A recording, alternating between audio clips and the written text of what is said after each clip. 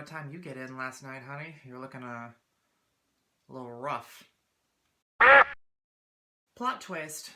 Nova is not my dog. You were all fooled. Bamboozled. Hoodwinked even. I don't even have a dog. Surprise! I actually have a cat.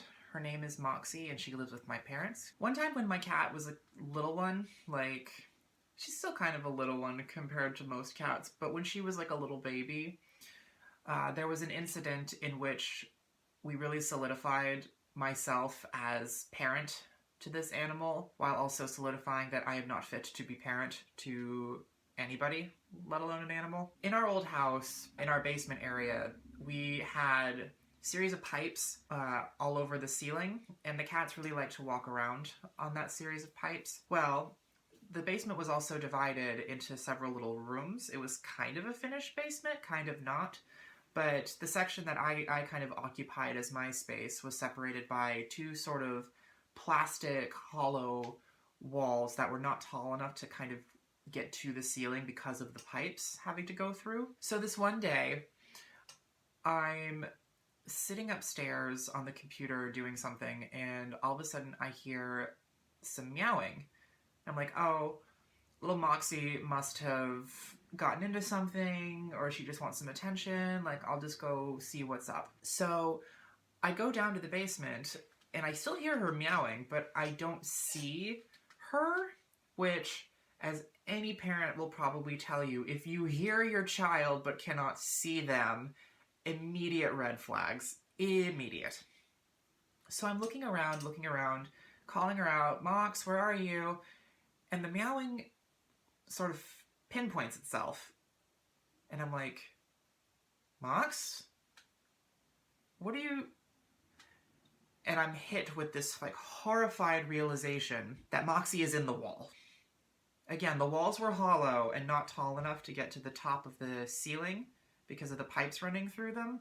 So, like all of the cats, Moxie was up on the pipes, exploring, hanging out, and she fell into the wall. I am immediately in panic mode, of course. I nursed this kitten from pneumonia only but a few weeks earlier. I was not about to lose her to this damn wall. She could be impaled on something in there.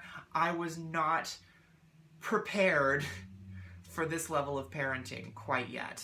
Of course, I'm trying to, Moxie, it's okay, you'll be okay, I'll get help, I'll get you out, it'll be fine.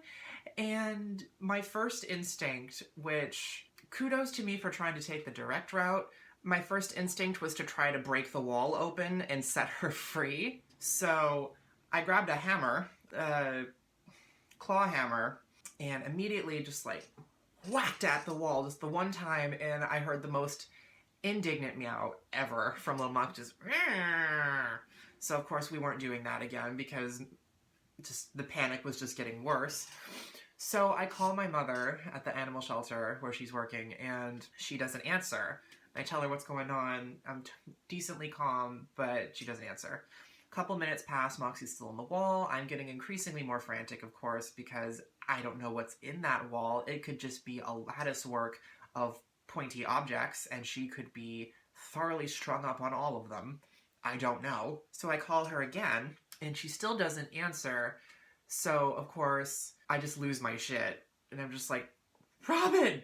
I call my mom by her first name. Robin! Moxie is stuck in the wall and you are not answering your goddamn phone! You need to get down here at once and help me out! Oh my god! And I am weeping and crying and a hysterical mess, and just about the most adorable I've ever been in my entire life. So finally, my mother gets home, and of course, I'm literally on the ground in a heap crying, she could die! She could be dead! And of course my mother, cool as a cucumber, just steps over me, and she grabs a crowbar and digs the thing into the wall, pulls open, and that fucking cat of mine, my precious child, my hell beast, just hops out. Not a scratch on her, some dirt on her, just from accumulated dust on the inside of the wall, but just happily trots away like nothing ever happened. And I knew in that moment that I'd become a mother.